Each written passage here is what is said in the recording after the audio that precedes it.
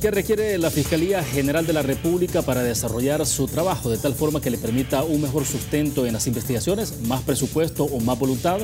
La respuesta a esa y otras preguntas aquí en 8 en punto.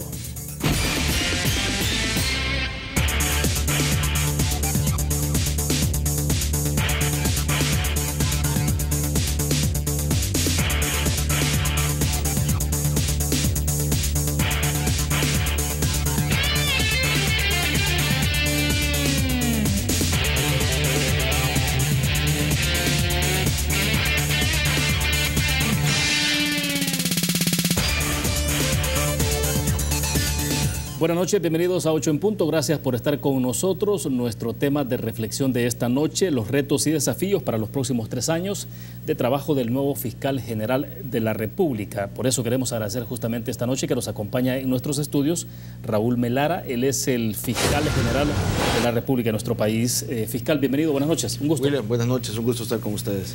Excelente, bueno, varios temas en agenda fiscal y bueno, reiteramos el agradecimiento por la deferencia de estar con nosotros y poder conversar de muchos temas importantes. 3 años que se le vienen y asume entonces justamente la conducción de la Fiscalía General de la República, fiscal, en una condición particular, ¿no? Porque, pues sí, en 5 días hay elección presidencial en este país. Pero bueno, y vamos a platicar también de esa parte, ¿no? Cómo se están preparando ustedes con los fiscales electorales, pero me gustaría hablar en este segmento sobre el tema de estado en que ha encontrado la Fiscalía General de la República. Uno comienza a pensar, bueno, siempre se ha dicho, por ejemplo, que hay problemas en términos de decir cuántos fiscales auxiliares cuenta el fiscal general para poder desarrollar su trabajo y dar respuesta a la cantidad de homicidios diarios que se tienen en el país y no digamos los otros delitos que de diario se cometen y que bueno, hay que dar respuesta. ¿Pero en qué estado encuentra la Fiscalía? Bueno, William, en primer lugar, buenas noches a todos los televidentes. Creo que es importante hablar de que la institución se encuentra en un estado de mejora. Creo que los últimos 3 años han marcado una diferencia en la conducción de la Fiscalía General de la República, pero no podemos obviar de que aún falta hacer más. ¿Qué le hace falta? Pues le hace falta más capacitación, más recurso técnico, más recurso humano. En fin, le hacen falta bastante más para poder seguir trabajando de la manera que los salvadoreños lo necesitan.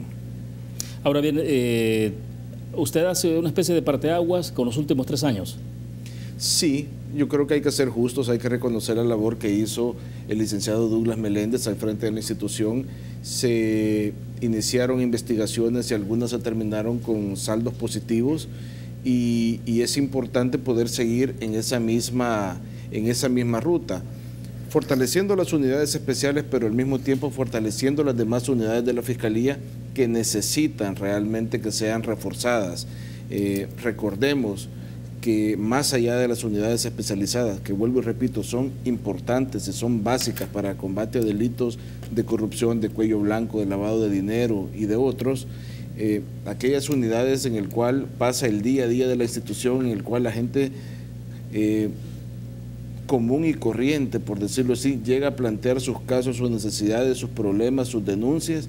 Esas unidades también es importante reforzarlas y para eso lastimosamente no se tienen los recursos y yo creo que la anterior administración tuvo que tomar una decisión difícil con lo poco que tenía la Fiscalía, en qué se utilizaba, en qué se llegaban a fortalecer, para qué se iban a fortalecer esos recursos y en ese sentido se hizo una decisión que yo creo que fue adecuada. Ahora falta como una segunda etapa, llegar a nivelar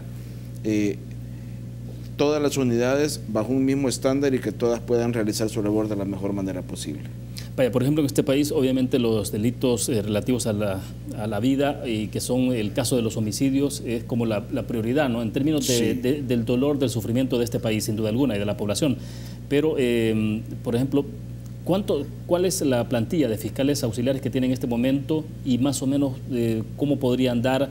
Es decir, en términos de la respuesta que se requiere, porque ya en el pasado se ha dicho, por ejemplo, de que es importante reforzar a la Fiscalía General de la República y quizás esto nos va a llevar también, fiscal, a hablar un poco sobre el tema de presupuesto, de cuál es el presupuesto idóneo. Algunos sugieren, por ejemplo, de que es importante que se le pueda asignar a la Fiscalía General de la República, tal cual se ha hecho con la Corte Suprema de Justicia, un porcentaje en términos constitucionales. Claro, eso pasa por todo el tema de hasta dónde también la Asamblea Legislativa tiene que hacer esa reforma, ¿no?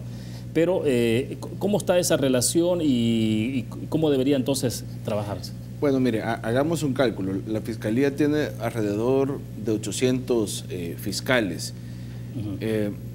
Pero ¿qué es lo que pasa? Tenemos más de 137,000 casos activos.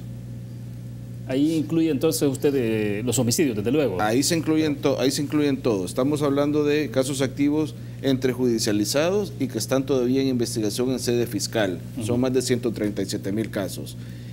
Desde que yo inicié mi periodo al frente de la Fiscalía General de la República, creo que hoy irán alrededor de 6,000 y pico de casos. Entonces es una carga bastante importante. Claro. La plantilla de fiscales no da abasto definitivamente para poder llevar una solución adecuada a todas las personas que lo requieren. En ese sentido, usted hablaba del caso de la Corte Suprema de Justicia, y qué bien que la Corte Suprema de Justicia tiene un presupuesto asignado por la Constitución, pero ojalá que otras entidades encargadas del sector justicia pudiesen tener también un presupuesto ya dado por la Constitución. Y no solo hablemos de ella, puede ser también el Ministerio de Educación. Creo que hay necesidad del Ministerio de Salud, hay instituciones que necesitan siempre que sean reforzadas y que sean dotadas de los recursos necesarios para poder hacer su labor de la mejor manera posible. Pero usted sí vería con buenos ojos entonces que pudiera entrarse una discusión en la Asamblea Legislativa y que se diga entonces establezcamos a la Fiscalía General de la República, no sé, un 2%, un 3%, la Corte, el órgano de justicia tiene el 3% constitucional, ¿no? 6. El 6, perdón, sí. Por ejemplo, que ustedes tuvieran un 3%, un 4%. Yo creo que es importante que se pueda iniciar una discusión seria, y eso es algo que se ha venido hablando desde hace años, William. Eso no es nada nuevo. Sí. Y en ese sentido, creo que sería bueno, sería sano para la administración de justicia en el país que pudiese tener un porcentaje del presupuesto dedicado al tema del sector justicia, especialmente de la Fiscalía General de la República. Claro, y siempre la inquietud, ¿no? Porque cuando se habla, por ejemplo, del papel del Tribunal Supremo Electoral y se cuestiona incluso desde los mismos partidos políticos, hay una pregunta que a uno le nace cuando tiene a representantes de la Asamblea Legislativa, de los diputados, digo, es, bueno, pero sí que el diseño del Tribunal Supremo Electoral que tenemos es el que quieren los partidos políticos. Y en el caso de la Fiscalía, de alguna forma, lo que se tiene en la Fiscalía es lo que quieren los diputados, porque bien podrían dotarle de más presupuesto. Bueno, esa es una prestación también que ha estado en el tintero ya desde hace mucho tiempo. Lo realmente importante aquí es que se pueda iniciar esa discusión. Veamos, la Fiscalía General de la República cada vez tiene más atribuciones, cada vez tiene más obligaciones, y los recursos que se le asignan no son congruentes con las responsabilidades que tiene. Hay unidades que se crean, hay departamentos que nacen. Le pongo un ejemplo. La Sala de lo Constitucional de la Corte Suprema de Justicia ordenó que la Fiscalía investigara casos de crímenes de guerra. Hay que crear unidades para eso. Hoy por hoy la Fiscalía solo ha tenido para crear un grupo de fiscales, armar un grupo de fiscales que puedan ver esos casos. Pero eso hay que reforzarlo, hay que crear unidades. Tenemos una dirección de la mujer, tenemos unidades de género, tenemos otra serie de unidades y de direcciones y de áreas que van naciendo y que se deben de ir fortaleciendo. Perfecto. Hacemos en este momento la primera pausa comercial. Cuando regresemos, hablemos un poco sobre, decíamos, bueno, en qué estado encuentra la Fiscalía, pero también usted ha llegado y ha tenido que hacer una especie de reestructuración al interior de la Fiscalía General de la República. Un poco entonces, ¿cuál es la base para hacer esas modificaciones y qué es lo que se pretende en el mediano o largo plazo en términos de objetivos? Vamos a la pausa. Banco Promérica cuenta con la garantía de rapidez en todas sus cajas, donde te atienden en 20 minutos o menos. Continuamos en 8 en punto. Está con nosotros en nuestros estudios Raúl Melara, fiscal general de la República. Fiscal, le decía un poco en términos de prioridades. ¿Cómo establecer prioridades? Bueno, si ya se está claro que los recursos no son suficientes y esto implica, bueno, algún inconveniente sin duda alguna en términos de tener suficiente personal, entonces en esos casos uno se imagina que obviamente lo que hay que hacer es establecer prioridades. Entonces, claro, yo creo que si se plantea en términos de una encuesta de opinión pública a la población, todo el mundo dirá que aquí hay un tema que se tiene que ver con la situación de vida, ¿no? Los homicidios y todo esto, pero entonces, ¿cómo se establece las prioridades para los próximos 3 años? Mire, usted tiene razón. Con los pocos recursos que tiene la institución hay que establecer prioridades y hay que definir en dónde se van a utilizar esos pocos recursos y la manera en que se va a hacer. Al llegar a la institución, una de las primeras cosas que hice fue pedir que se me diera un análisis, un estatus de cómo se encontraba cada una de las unidades, cuántos fiscales contaban, cuál era la carga de trabajo, etcétera.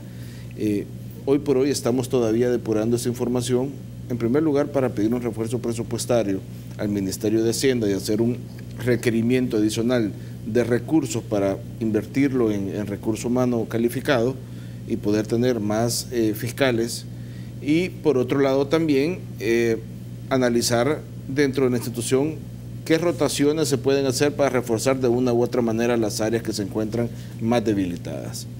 Entonces, esa es una de las medidas que hoy se están tocando. Es difícil decir cuáles van a ser las prioridades. Yo creo que las prioridades de la población es que se atiendan todo tipo de circunstancias, todo tipo de delitos, todo tipo de acciones de la mejor manera posible y de una manera responsable, y créanme que eso es lo que pretendo hacer.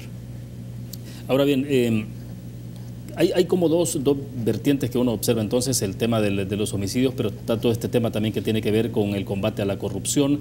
En el corte comercial hablábamos, obviamente, cada vez más a la Fiscalía se le va otorgando otras facultades, y tienen ustedes que hacer más trabajo con los mismos recursos.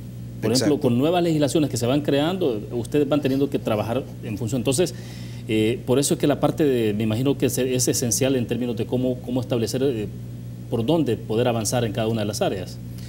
Sí, mire, es complicado, vaya, pero por eso es que también las prioridades para hacer un buen trabajo, para que la unidad trabaje de mejor manera también, es tener una dirección adecuada, es tener las directrices claras, con un conocimiento técnico apropiado para poder dirigir cada una de las distintas unidades, jefaturas, direcciones en la manera correcta.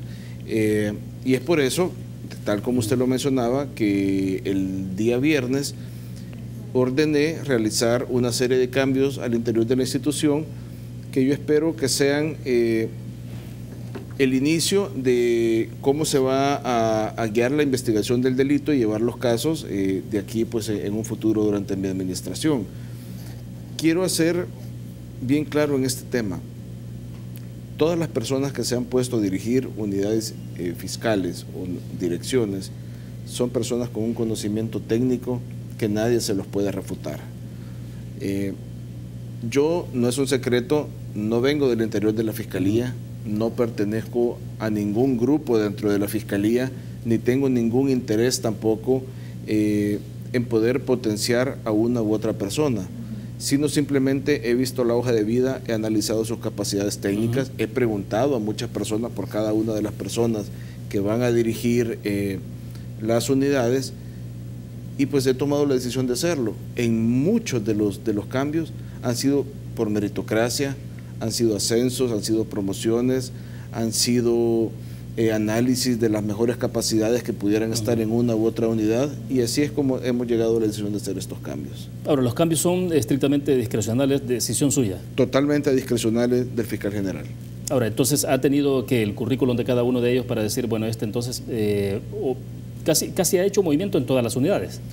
No en todas, y en muchas... ¿Hay algunas excepciones? Hay algunas excepciones, y lo que hemos hecho también es reforzar con personal que estaba en algunas unidades, reforzar las otras áreas que hemos hablado de que se encontraban deprimidas, para que el equipo de fiscales pueda hacer un trabajo también de mejor manera. Ahora bien, hay, como usted sabrá, y algunas que pueden generar movimientos de alguna suspicacia. Por ejemplo, ¿qué puede pasar con el tema de Dirección contra la Corrupción y la Impunidad? o si no, por ejemplo, esta otra que tiene que ver con la sección de la unidad de investigación financiera, ese tipo de movimientos, por ejemplo, en el caso de la primera, que tiene que ver con la Dirección contra la Corrupción y la Impunidad, ese cambio que es el que todo el mundo, digo, y obviamente que hay como la lupa puesta sobre eso en la medida en que hay casos sonados que se han investigado, que tienen que ver con expresidentes y otros que están en desarrollo. Vaya, yo creo que hay que hacer un énfasis en este tema. Sí. En el caso de la Dirección contra la Corrupción y la Impunidad, la dirección se mantiene, la dirección se fortalece, la dirección de ver 4 áreas operativas, hoy ve casi 9 áreas operativas y se aglutinan y se refuerzan entre sí. Casi todas las unidades de que estamos hablando, de alguna u otra manera, tienen que ver con temas de corrupción, de crimen organizado, narcotráfico, son delitos que se ven entre sí.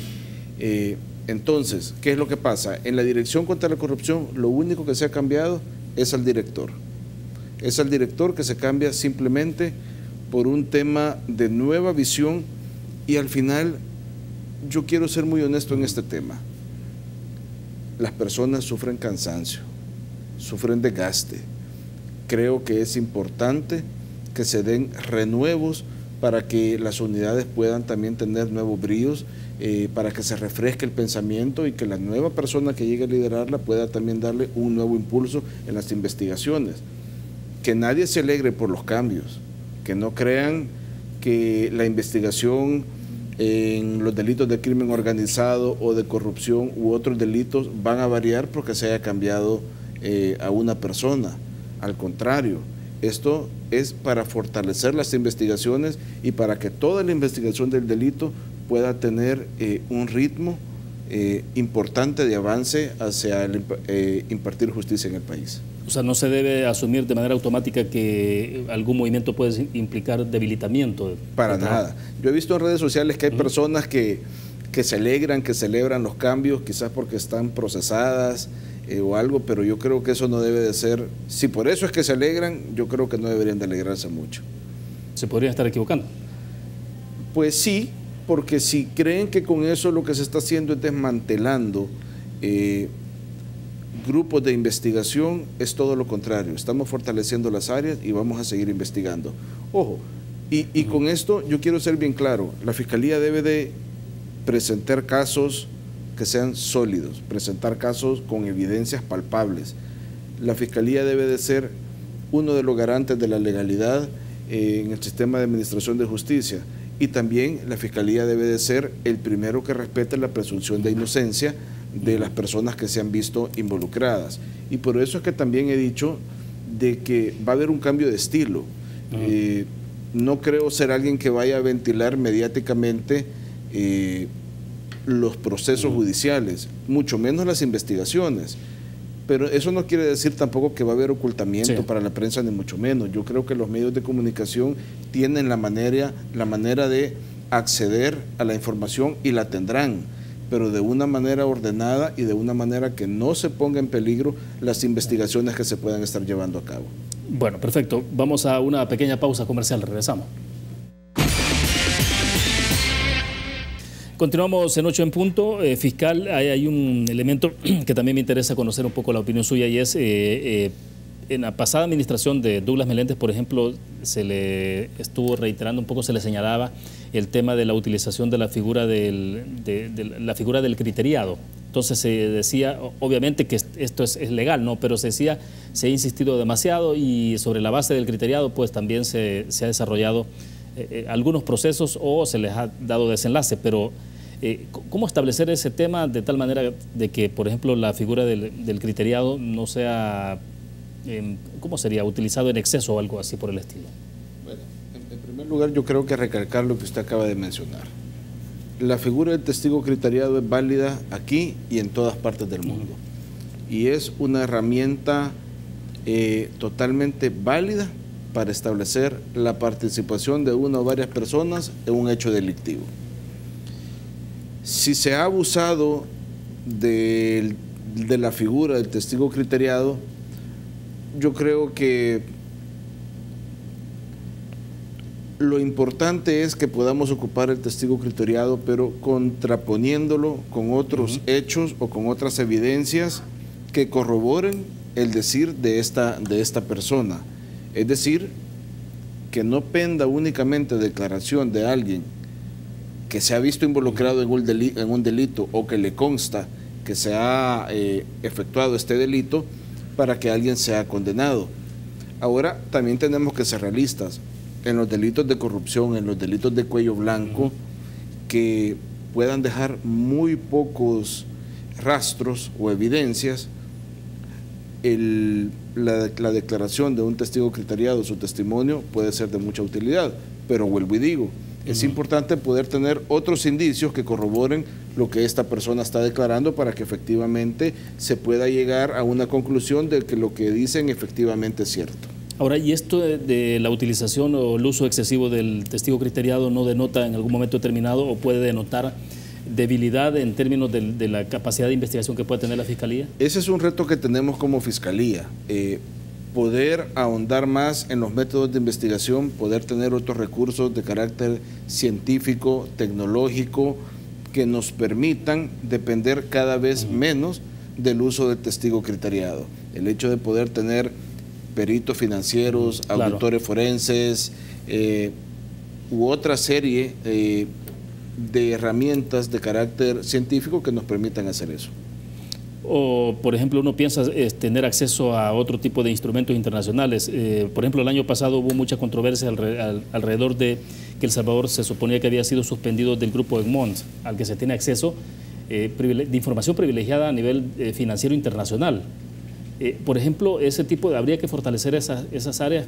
Y a propósito que el grupo Egmont, ¿cómo está la relación en este momento? Bueno, hoy por hoy nosotros estamos a la espera de una revisión que va a ser en junio de este año, en la cual pues se va a dictaminar si el país queda fuera o todavía dentro del grupo Egmont. También recordemos que hay una sentencia, una resolución de la Sala de lo Constitucional que se debe emitir, en la cual ratifique la constitucionalidad o no de la reforma que se hizo el año pasado a la independencia de la UIF. Entonces, estamos a la espera de que todo eso suceda.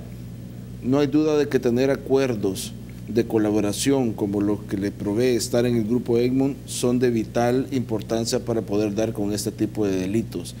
Poder tener esa información en un corto tiempo de la manera más amplia definitivamente ayuda a encontrar todos esos dineros que son productos de hechos ilícitos como lavado de dinero, corrupción u otros que se encuentran escondidos en otros países. Ahora bien, para evitar este tema del uso excesivo del testigo criteriado, por ejemplo, bueno, ustedes han ido contando con el tiempo con ciertas herramientas especiales, por ejemplo, el tema de las escuchas. Pero, ¿qué áreas son las que habría que fortalecer entonces para poder darle más capacidad y que la Fiscalía pueda profundizar más en su trabajo? Porque al final de cuentas ustedes, lo importante es cómo sustentan cada caso que llevan ante un juez, ¿no? Más que fortalecer las áreas, lo que hay que fortalecer es la capacidad investigativa de la institución. Creo que en eso es lo que tenemos que enfocarnos, realmente poder tener esa facultad, ese poder de cada vez fundamentar mejor los casos para que estos vayan de una manera sólidos y sean adecuadamente valoradas por los aplicadores de justicia en los tribunales. ¿Personal humano capacitado tiene? Definitivo. Tenemos, pero hay que capacitarlo más. El delito va en evolución cada vez más y nosotros tenemos que ir capacitándonos en la manera en cómo se van cometiendo esos delitos y en la manera cómo se debe hasta de recolectar evidencias, cómo se debe de valorar qué evidencia presentar, cómo presentarla para que ésta sea determinada de manera positiva por los jueces. Perfecto. Nos quedamos en el punto, hacemos otra pequeña pausa. Es un gusto que siga con nosotros. Fiscal, bueno, este día, por ejemplo, se conoció que el Juzgado Noveno de Paz de San Salvador emitió orden de captura contra el expresidente Mauricio Funes y su esposa Ada Michelle Guzmán por presunta participación en actos de corrupción en la construcción de la presa El Chaparral. Bueno, es la cuarta orden de captura que se gira en el caso del expresidente Mauricio Funes. ¿Cómo está el nivel de trabajo fiscal alrededor de estos casos? Mire, es un trabajo que se ha venido desarrollando de manera constante. Efectivamente, tal como usted lo dice, es la cuarta orden de captura que se gira contra el expresidente Funes. Ahora, como él se encuentra fuera del país, sí, habrá que seguir el proceso correspondiente, pedir la orden de extradición a la Corte Suprema de Justicia y pues que ésta decida si es pertinente o no lo es. El trabajo en todos estos casos se viene dando de manera continua, de manera fuerte, y va a seguir así. La población debe de tener claro que todos estos casos van a ser manejados con suma seriedad, con suma responsabilidad y tratando, como hemos dicho, de aportar todas aquellas evidencias que puedan robustecer los procesos para obtener sentencias favorables al Estado. Ahora, son 4 órdenes de captura, por lo tanto son 4 casos distintos, ¿no? Exacto. ¿En Corte Suprema de Justicia hay uno nada más? Hoy por hoy solo hay una solicitud de extradición, sí, ¿verdad? Estamos a la espera que Corte Pleno resuelva sobre la petición que ha hecho la Fiscalía y dependiendo, bueno, independientemente de lo que resuelva o no, pues seguirán las posteriores peticiones a la misma Corte Plena. O sea, tienen entonces que tramitar tres peticiones más. 3 peticiones más, así es. Ahora, este día estuvo usted reunido con Corte Plena, ¿no? ¿Pero sí, fue una reunión de cortesía o de qué tipo? ¿O le dio chance de hablar de estos casos o no? No. Y yo creo que estos casos no se pueden ventilar con otras instituciones por el mismo respeto que debe de existir en la independencia de las instituciones. Hoy hubo una reunión de cortesía con Corte Plena en la cual pues compartimos un poco la visión que se tiene de la Fiscalía General de la República, de cómo se piensa dirigir los distintos procesos. Creo que nunca cansa ni nunca es suficiente hablar de la coordinación que debe de existir entre las instituciones del sector justicia y ver de qué manera, vuelvo, insisto, respetando la independencia de cada una de las instituciones, se puede coordinar y coadyuvar para que la administración de justicia sea efectiva, sea eficiente y llegue a toda la población. ¿Usted cree que algo de lo que en un momento determinado puede fallar en que se lleve a feliz término muchos procesos y termine justamente en condenas tiene que ver con la falta de coordinación interinstitucional? Yo creo que sí. Yo creo que es importante que en el caso de Fiscalía y Corte Suprema de Justicia pueda existir un acercamiento, platicar con los jueces, saber cómo es la manera en que ellos valoran la prueba, qué es lo que se debe de presentar, para poder tener una misma visión y que los casos pues no tengan un desenlace que no se quiere, ¿verdad? Entonces, en ese sentido, poder tener esa misma visión entre las instituciones es importante y definitivamente que eso afecta en los resultados que pueda tener la Fiscalía cuando presenta sus casos.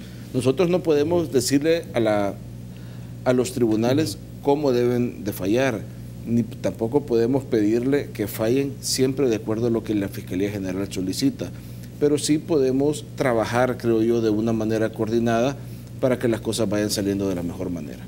Ahora, evidentemente, por el nivel de trabajo y función asignada a cada uno, ustedes sí tienen una relación directa mucho más sólida con la Policía Nacional Civil. Mire, nosotros tenemos una relación con todas las instituciones, con la Policía Nacional Civil, al momento de girar la dirección funcional en el tema de las investigaciones, obviamente, y que termina con las capturas de las personas involucradas, pero posteriormente vamos a la más difícil, porque muchas veces capturar no es que sea fácil, pero solo es la primera etapa, sí, claro, de un proceso, pero tenemos que judicializarlo, tenemos que aportar las evidencias, tenemos que fundamentar bien las acusaciones y tenemos que demostrarle al juez que lo que estamos pidiendo es conforme a derecho para que él lo valore y pueda acceder o no a lo que la Fiscalía está pidiendo. Cuando algún caso o los casos se caen, ¿en dónde ubican ustedes sobre todo el talón de Aquiles? ¿O hay muchas variables? Yo creo que hay muchas variables y sería muy aventurado decir que hay un talón de Aquiles para que los casos no prosperen. Habrá que analizar los casos en específico, pero no hay duda de que pues en muchos casos la falta de prueba, la falta de plantear una petición pudiesen ser un elemento que influya en una resolución desfavorable. Perfecto, nos vamos a quedar en ese punto. Cuando regresemos los últimos minutos, fiscal, ¿le parece si hablamos de cómo se está preparando entonces la Fiscalía frente al evento electoral del próximo domingo 3 de febrero? Vamos a la pausa. Bien, estamos a cierre de 8 en punto. Fiscal, explíquenos entonces, para el domingo, el despliegue de fiscales electorales, un poco el número de proporción, pero y además, ¿qué es lo que esperan ustedes para ese día? Obviamente todo el mundo esperará que, y ojalá que así sea, ¿no? Que se desarrolle, que efectivamente sea una fiesta cívica, pero bueno, pero ustedes igual están preparados. Un poco entonces explícanos cómo están viendo el contexto e incluso el escenario previo a esa elección. Bueno, nosotros tuvimos una reunión la semana pasada con los magistrados del Tribunal Supremo Electoral. Aprovechamos para exponerle cuál es el plan que tiene la Fiscalía General de la República para el 3 de febrero y una eventual segunda vuelta en marzo. Vamos a desplegar alrededor de 1.850 fiscales electorales. Estos van a estar diseminados en todos los centros de votación a nivel nacional y obviamente como Fiscalía tenemos que ser garantes de que el proceso se dé libre de cualquier indicio de ilícito, de fraude, de cualquier delito electoral que se pueda dar, bueno, y no solo electoral, pues, ¿verdad?, de cualquier delito que se pueda dar el día de la elección. Entonces nosotros estamos preparados, hemos capacitado a nuestros fiscales, hemos estado trabajando mucho en la planificación del día D y vale la pena también decir que no solo vamos a estar en el día de la elección, hemos estado en todos los actos previos a la elección, como son prueba de tinta, el tiraje de papeletas, armar los paquetes electorales, el envío de los paquetes electorales. Inclusive hay fiscales que han estado de planta recibiendo todos los votos que vienen del exterior. En resumen, hemos dado un acompañamiento completo y tal como la ley lo manda para asegurar de que el día de la elección esta se puede ejercer de manera libre y de manera transparente. Ahora, todo esto le ha implicado entonces a la Fiscalía hacer contrataciones temporales de personal externo, ¿no? Sí, estamos contratando alrededor de 900 delegados del Fiscal General de la República que son outsourcing, que son contratados afuera de la plantilla de fiscales. Recordemos que tampoco podemos desplegar a toda nuestra gente porque hay audiencias, hay procesos, hay fechas límites y de alguna u otra manera la Fiscalía General de la República tiene que seguir prestando sus servicios 24 horas, 7 días a la semana. Pero eventualmente poner a disposición entonces todo el recurso de la Fiscalía para ese día y más. Ponemos la mayor cantidad de personal de la Fiscalía General de la República que nos permitan operar de alguna manera la Fiscalía con normalidad, aunque con un bajo número de fiscales, y contratamos alrededor de 900 fiscales, un poco más, para que nos ayuden a colaborar en el día de la elección. Ahora, lo que ha transcurrido de la campaña ha sido relativamente tranquila, ¿no? Digo, lo que se ha expresado en las calles, pues no ha habido incidentes como en otras oportunidades, en otras elecciones donde ha habido hechos de violencia. No ha sido el caso ahora, excepto lo que ocurrió anoche, ¿no? Cuando una joven que se supone que supuestamente es de Ghana, por lo menos llevaba una bandera de Ghana ahí y un poco de parte de la parafernalia que llevaba en su vehículo y atropelló a una persona, una mujer ahí frente a Citco. Y bueno, hubo todo eso y ahí hay imágenes incluso en redes sociales, pero no se espera que haya una situación más tensa en estos días previos a la elección o el día de la elección. Como Fiscalía esperaríamos que no se den más de este tipo de incidentes. Debemos de estar vigilantes, no obstante también de que no se vayan a dar ningún otro tipo de ilícitos. En las pasadas elecciones procesamos y enjuiciamos a una serie de personas que cometieron delitos electorales como votos dobles y otros. Entonces esperamos que eso se pueda dar en una tranquilidad para que todas las personas puedan ejercer su sufragio con la mayor libertad posible. Bueno, excelente, se nos ha terminado el tiempo, fiscal, le agradecemos que haya estado con nosotros y desde luego el día el domingo entonces siempre será bienvenido, ¿no? Si se da una vuelta por acá, por las instalaciones de Canal 33 y pueda comentarnos un poco de cómo está desarrollándose ese día en términos de la incidencia. Por aquí estaremos, William. Que pase buenas noches. Gracias, fiscal, muy amable. Gracias. Bueno, perfecto. Nosotros ponemos punto final a 8 en punto. Nos vamos a ver mañana a las 8 en punto para llevar una reflexión también en torno a cómo está el contexto electoral en nuestro país. Buenas noches.